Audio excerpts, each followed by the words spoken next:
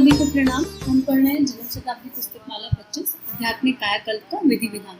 आइए एक गायत्री मंत्र के माध्यम से गुरु चरणों का ध्यान करें और गुरु शक्ति से प्रार्थना करें कि हमारे जीवन की कभी कायाकल्प हो जाए, आमूलचूल परिवर्तन हो जाए, भीतर और बाहर से हम एक शिष्य कहला सकें, हमारे भीतर का शिष्यत्व जागृत हो जाए।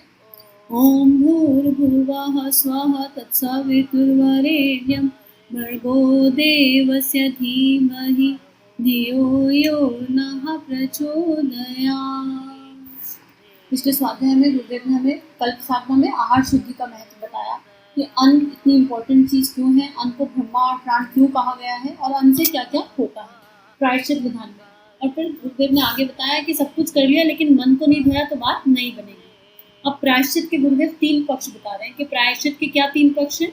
एक है व्रत उपवास जैसी प्रतीक्षा, दूसरा है संचित कुसंस्कारों को उखाड़ने और उस स्थान पर उच्च स्तरीय शालीनता को स्थापित करने का अंतर्मुखी पुरुषार्थ। इनर कॉन्शियसनेस से, इनर एफर्ट्स, अंतर्मन में आना चाहिए, किसी के कहे से नहीं, मेरे अंदर वो भाव जागृत हो जाए एकदम। और तीसरा, खोदी हुई खाई को पाटने वाली क्षतिपूर्ति के लिए पुण्य पुरमार्थ का उदार साहस। इन तीनों के संयुक्त समावेश से ही प्रायश्चित की पूर्ण प्रक्रिया सधती है। अब आप हम कहें प्रायश्चित किस चीज़ का करें? हमसे जाने अनजाने बहुत गलतियां होती हैं, हमको आइडिया ही नहीं है। हम जो जीवन जी रहे थे, जिस जीवन के ढर्रे पर चल रहे थे, वो क्या उचित था? क्या आज तक हमने किसी के लिए अनुचित नहीं सोचा? क्या आज तक हम अपनी प्रतिभा पे, इतने अमूल्य जीवन पे, जो भगवान का दिया हुआ जीवन है, इसका सदुपयोग कर पाए? अगर हम ध्यान से देखेंगे तो हमने बहुत गलतियां की। और जब हम साधना के मार्ग पर आ गए तो फिर और कायाकल्प साधना जैसी ऑडियो हम सुन रहे हैं, बुक हम पढ़ रहे हैं, तो फिर प्रायश्चित तो पहला मार्ग है।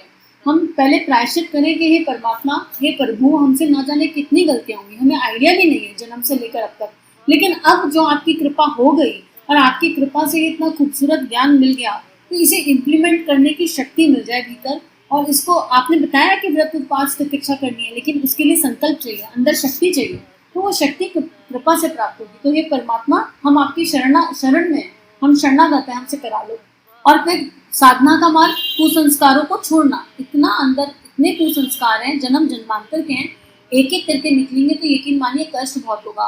जैसे मोह, आसक्ति, अहंकार के बंधनों से भी हम बाहर निकलते हैं ना, तो बड़ी तड़पन होती है। आत्मभाव में स्थित होना, हर समय आनंद में रहना, ये सब तक बड़ी कृपा से इंसान आ सकता है और बड़ी बड़ी उलझन और तड़पन होती है। और तीसरा, हमें खाई पाटनी है कि जीवन कैसा होना चाहिए, मेरे गुरु के जैसा, मेरे इष्ट के जैसा। अब गुरु के जैसा जीवन जीने के लिए वो जो बीच में खाई है उसको भी तो खत्म करना पड़ेगा, उसके लिए अच्छे कर्म करने पड़ेंगे। और जो पुराने गलत कर्म कर आए, अनजाने या जाने, वो उनका तो लेखा जोखा आएगा ही लौट कर। उस समय कृप नहीं करना, नए कर्म नहीं बनाने। और अब इस एक पल से जब सब कुछ समझ में आ गया तो अच्छे से अच्छा कर्म करना है ताकि सब कुछ बैलेंस हो सके। अब आगे लिख रहे हैं गुरुदेव, एकांत सेवन, आहार संयम तथा निर्धारित चिंतन, यही 3 आधार कल्प साधना के हैं। रोगी अपने रोग का स्वरूप ही नहीं, इतिहास भी चिकित्सक को बताता है। उसी निदान के आधार पर उपचार की व्यवस्था बनती है। कल्प प्रक्रिया में मार्गदर्शक को अपने संचित पाप कर्मों का विस्तृत वर्णन, स्वभावगत दोष दुर्गुणों का परिचय एवं भौतिक आत्मिक अवरोधों का विवरण प्रस्तुत करना पड़ता है। इन दोनों पक्षों पर गंभीर विचार करने के उपरांत ही हर व्यक्ति को कुछ विशेष परामर्श दिए जाते हैं, उपाय उपचार बताए जाते हैं। कल्प साधना में सामान्य उपचार तो एक जैसे हैं, किंतु साथ ही हर साधक की स्थिति के अनुरूप उसे कुछ अतिरिक्त उपाय साधन भी बताए जाते हैं। इन निर्धारणों को कौतूल या कौतुक ऐसे बेकार जैसे चिन्ह पूजा नहीं बनाया जा सकता। लकीर पीटने भर की आधी अधूरी लंगड़ी लूली प्रक्रिया अपनाने से इतना बड़ा प्रयोजन नहीं होता। उसमें गंभीर होना पड़ता है और निर्धारित अनुशासन का कठोरता पूर्वक परिपालन करना पड़ता है। गुरुदेव अवेयर कर रहे हैं कि अगर आप कल्प साधना करना चाहते हो तो आपको क्या करना पड़ेगा? एकांत में रहना पड़ेगा। If you are lonely and you are happy, you are blessed. नहीं तो एक अकेले में रहने के बाद इंसान भटकने लगता है। लेकिन मानिए हम कभी अकेले हैं ही नहीं, वो अंतरात्मा, वो गुरु की शक्ति, उनका दिव्य प्रकाश हमारे साथ है। अकेले में रहना, एकांत सेवन, क्योंकि अकेले में रहकर ही तो अपने भीतर जाएंगे जब किसी से कुछ कहने सुनने के लिए नहीं है। नहीं तो लोगों को अपना बफर बना लेते हैं, इसने कुछ कर दिया तो उस रिश्तेदार को बता दिया, उसने कुछ कर दिया तो इसको बता दिया, इसकी बुराई उससे, उसकी भलाई इससे, ये इसके अलावा क्या ही करते हैं। आहार संयम, अकेले रहना, आहार संयम और निर्धारित चिंतन, नियम से स्वाध्याय करते जाएंगे और एक चिंतन कि हमको अब क्या चाहिए, हमको अब क्या करने की आवश्यकता है, हमें क्या क्या परिवर्तन करने हैं। अपने भीतर झांका, अपने कुसंस्कारों को देखा और एक्शन प्लान बनाया। तो अपने लिए थोड़ा कठोर होना पड़ेगा ना। अब जब वो गुरु अपना सारा जप, अपना सारा प्रेम हम पर डाल रहा है तो हमारा भी तो कोई फर्ज बनता है। तो गुरुदेव यहाँ पर यही बता रहे हैं कि ये कोई ऐसा नहीं है कि कोई चिन्ह पूजा है या कोई नॉर्मल जप अनुष्ठान साधना है, नहीं, ये कायाकल्प की साधना है और कोई लकीर पीटने की नहीं है। तो आप गंभीर हो तभी इसमें प्रवेश करो। अगर आप अपने जीवन को लेके गंभीर हो, अगर आप एक्चुअली गुरु कार्य करना चाहते हो और कुछ आपके मन में भाव विचार है, तभी इसमें प्रवेश करो, नहीं तो ड्रॉप कर दो, नहीं तो बोल दो हमसे नहीं होगा, नहीं करेंगे। आगे लिख रहे गुरुदेव, उपवास पूर्वक अनुष्ठान तो आए दिन होते रहते हैं, अंतः के कायाकल्प की साधना उससे आगे की चीज है। अनुष्ठान तो करते ही रहते हो, इसके लिए तदनुसार तीर्थ जैसा पवित्र वातावरण, उपयुक्त साधन एवं ऋषि कल्प का मार्गदर्शन चाहिए। यह आवश्यकता शांति कुंज गायत्री नगर में अच्छे से संपन्न हो सकती है, वैसी सुविधा कहीं अन्यत्र मिल सकना कठिन है।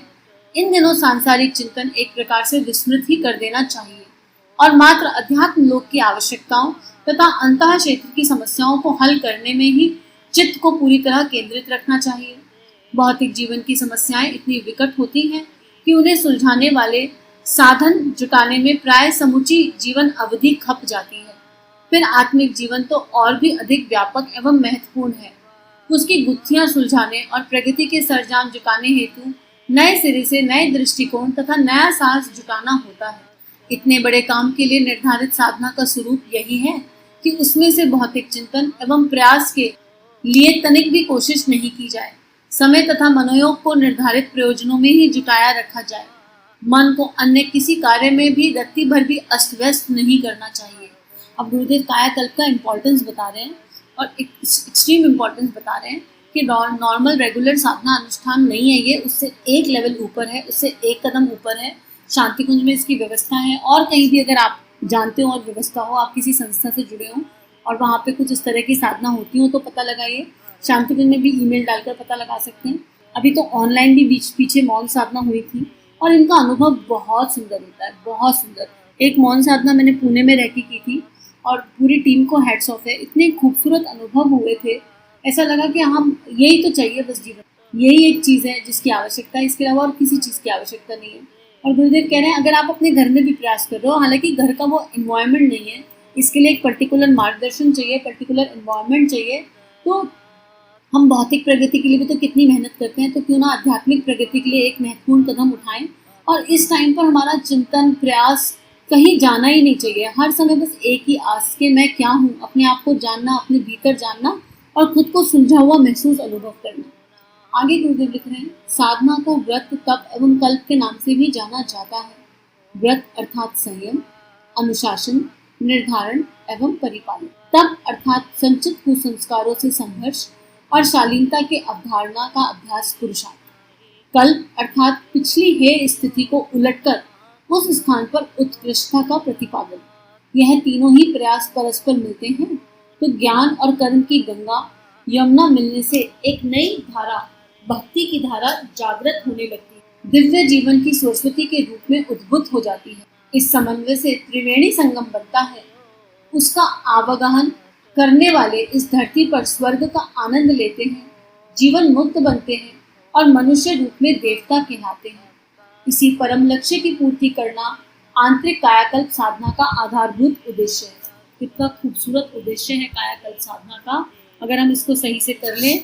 व्रत, तप और कल्प यानी एक अनुशासित, संयमित जीवन, निर्धारित जीवन, पूरे कुसंस्कारों के साथ संघर्ष के साथ लड़ना और अपने जीवन में शालीनता को अपनाना, ये सब हो जाएगा तो जैसे घास में से पुराना उखाड़ के फेंकते हैं ना, जो अनावश्यक होता है और उनको बार बार उखाड़ना पड़ता है, तो अपना चेक हर समय लगाना पड़ेगा और नए प्राण को स्थापित करना पड़ता है। ऐसे ही कल्प साधना में वो परम सत्ता अगर हम हाँ बोलेंगे तो हमारे भीतर के सारे कषाय कल्मशों को उखाड़ उखाड़ के फेंकेंगी और हमारे भीतर नया प्राण स्थापित करेंगी। और जब ये होगा तो क्या होगा, एक मिलन हो जाएगा। किसका? ज्ञान और कर्म का मिलन होगा और भक्ति की प्रबल धारा बहेगी, एक खूबसूरत भक्ति की धारा बहेगी, है ना। और यही कल्प साधना का उद्देश्य है। और भक्ति का जो प्रेम का जो बिल्कुल टॉपेस्ट लेवल है वो भक्ति और प्रेम एक दूसरे के पूरक है। अंतःकरण प्रेम में डूब जाएगा, अपने इष्ट के, अपने परमात्मा के, अपने प्रभु के, और फिर जन जन में वही परमात्मा दिखाई देगा, मनुष्य में देवत्व का जागरण। और फिर कब वो परमात्मा क्या करवा लेगा, वो गुरु शक्ति हमसे क्या करवा लेगी, इसका हमको आइडिया नहीं लगेगा। तो कितना सुंदर हमने ये स्वाध्याय किया, कल्पकाया का विधि विधान। और ये भाग 1 है, इसका भाग 2 भी आएगा, उसको शुरू करेंगे। आज ये जन्म शताब्दी पुस्तक माला 25 यहाँ पर पढ़ने के लिए, सुनने के लिए पूर्ण हुई, लेकिन जीवन में उतरने के लिए अभी शुरू हुई। और पूरा जीवन ही कल्प है, पता नहीं कितने कितने हजार वर्ष लगेंगे इसे करने में, लेकिन अब इस स्वाध्याय के बाद एटलीस्ट हम स्टार्ट तो करें, हम पहला कदम तो उठाएं। तो सभी के लिए बहुत सारी मंगल प्रार्थना, और एक ही प्रार्थना कि हम गुरु शक्ति के सानिध्य में अपने जीवन रूपी वृक्ष का सही सदुपयोग कर सकें, हमारा भी कल्प साधना हो जाए और हम पूरी तरह परिवर्तित हो जाए। सभी का जीवन गुरु शक्ति के सूक्ष्म सानिध्य में मंगलमय है। सभी को प्रणाम। हमारे YouTube चैनल को सब्सक्राइब कीजिए और बेल आइकन पर क्लिक कीजिए ताकि आने वाली सभी वीडियो की नोटिफिकेशन आपको मिलती रहे। आप सभी को बहुत बहुत थैंक यू।